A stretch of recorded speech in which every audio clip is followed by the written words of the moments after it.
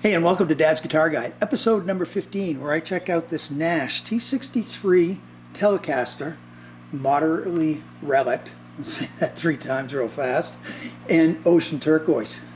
Let's check this thing out.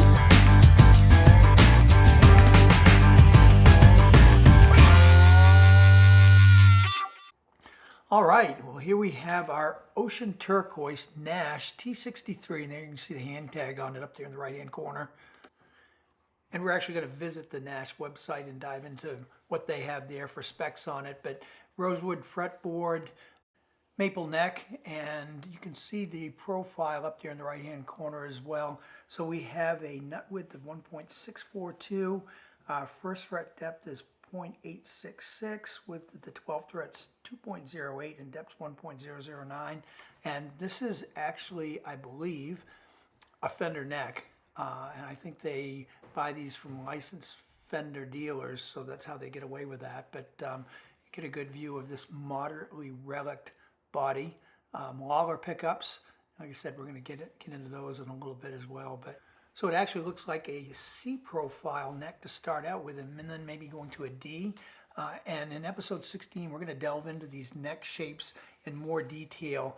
A lot of times, and I know especially in my situation, there aren't really any guitar shops that are close by. The closest guitar center is like 3 hours away from me. So it's hard to buy something online without knowing what the neck profile is, but we'll get into that more in episode 16. So the bridge pickup at 8.05, the neck at 5.26, and then we've got the middle at 3.23. And I was really surprised with the bridge pickup at a little over 8. Most or a lot of single coil pickups are in the 5 range, and this was a little bit hotter, but these are Lollar pickups, custom designed for Nash guitars. So we're going to take that pick guard off and check out at least the neck pickup. You'll see when I get this off that there wasn't a lot of wiring, and I didn't want to take the whole ashtray out to look at the bridge pickup, and we're going to go online anyway and look at them on the Nash website so we can see them there. But so here we go, and you can see the writing in there. And a look at, if we can get that focused, you can see the writing on the Nash pickup. So custom wound for Nash guitars. You can see the cloth wiring on this. So we're going to take that neck off as well, and that's coming up here in just a second. And there you go, right there. We're going to take that back plate off, take a look at it. Like I said, I believe that this is a Fender neck, purchased through a licensed dealer, which is how they do that. And then, of course, they relic the bodies from light to moderate to really heavy, and we'll see some examples of that shortly. And we'll just clean this up a little bit once we get that neck off. And being a 63, so the truss rod adjustment is in the base of the neck in the bridge position. We'll clean that up a little bit.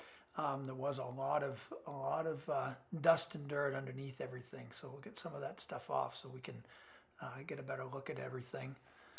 And you can see the labeling on the back Nash guitars, and then what they have for coding the serial numbers on these. And we'll look at that in a second. They're at the top of the headstock, and it says Nash 56, but you can see the truss rod adjustment there as well that we previously talked about. And that was a tight fit in that pocket. There was not much wiggle room in that at all, so it fit really tight. And we're going to turn this over in just about 2 seconds right there, and we're going to look, and you can see the pick right there. And that, so I'm assuming they put that in to adjust the angle of the neck. And I actually made a Telecaster and had to do the same thing with, I used business cards to get the angle correct. But that's what they used in this case, was a Nash pick. So we'll take a quick look at the tuners and stringing. Obviously, these strings have already been on there, so they just push down through like the Fender tuners from that period. And I like these. If they're not locking tuners, this is the next best thing. So just push the string down through. There's a little slot on one side, and then wind them up, and they are there. Saves a lot of time and trouble. So after we get this all wound up, let's jump into the Nash website and take a quick look at that and see this model and the different iterations of it, different colors that you can get. Like I said, this guitar is still offered to today, even though it's 15 years old. Here we have their website, and we are the largest independent builder of aged guitars and basses in the world. So everything they do is aged. So they replicate the look and feel of vintage pieces and updates and appeal to the modern player. And here we go into the T models. You get the T52. Yeah, that one's beat up. And the T57. And let's see, where's that T63? It should be coming up here pretty soon. There we go, T63. And you can see that their colors are all represented, or they're automotive inspired colors. So there's a variety of them. They've got a lot of them out there, and a lot of good colors. There's the left-handed guitar right there, aged yellow, and there's our guitar that we were just looking at, medium aging, and red. Some really nice colors, pink. Holy God, I could probably do that same thing if I just took a new guitar, tied it to the back of my truck, and dragged it down the road a little bit. That's a little much for me, but some different iterations there. Oh, wow, there's a really good one. Wow. So, yeah, there it gives you an idea of the different guitars they offer. T68, T69 TL, semi-hollow, just going down through the different Ts. So you can see if you're interested in an aged Tele, well, this is probably the place you want to go, because they certainly have pretty much everything out there, from semi-hollow, P90s, humbuckers, it's all there. Going on the Reverb website, you can see various prices out here for their different models. $19.99 for a T63 in Sonic Blue, $18.99 for another one in pink. Here we have white alder AM856, $3,400. Just a lot of different options here. So, I mean, basically you're looking at $1,900 to $3,400 if that's what you want to spend for an aged guitar. But there's a huge variety and something there for everybody. Okay, so let's listen to some tones out of this Nash T63 Telecaster. And I don't know about you guys, but I grew up in the 60s, 70s, 80s, and Rolling Stones, Keith Richards. When I see Telecaster, that's what I think of. And so Keith only played with 5 strings. So that's what we're going to do. We don't need this. Oh, that's a lot of noise. We don't need this string. There it goes. All right, let's listen to some tones out of this with only 5 strings in open G tuning. Okay, so now that we have this properly set up and only 5 strings, we're going to do some tones on this. So on the first 2 settings, the bridge and the middle position, we're going to have it set up appropriately enough on the Keith Richards setting, and you can see a photo of that up in the right hand corner of what the settings are on the Tone Master. And then for the last one, which we're actually going to do some Black Crows, because they're using the same thing that Keith does, we're going to have it set on Leviathan Thunder. Let's try that again, Leviathan Thunder.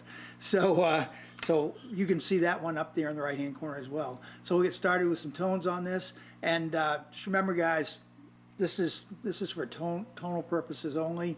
I'm not a great guitar player, but you know, the majority of people out there watching this are interestingly enough between 45 and 65, and I'll bet there's a bunch of dads out there that are just picking up guitars and playing at home and just trying to pick things up as they go along, just like me. And so that's what this is, and you're going to hear what you hear coming through the 2 amps and the Tone Master Pro. So let's delve into some of the tones and see what they sound like.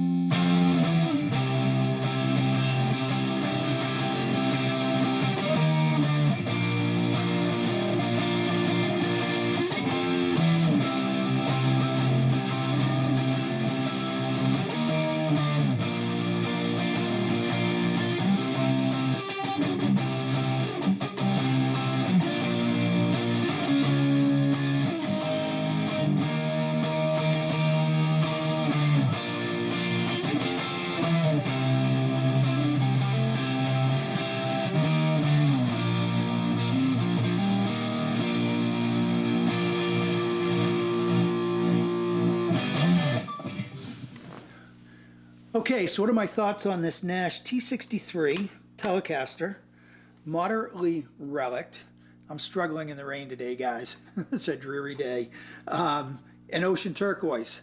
So it's a nice guitar. And I'm not sure, so let's get into the relicing part.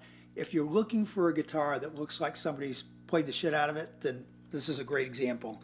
I'm not sure how I feel about that. I mean, I understand the premise behind it. You're buying a guitar, it's already broken in or feels like it's broken in.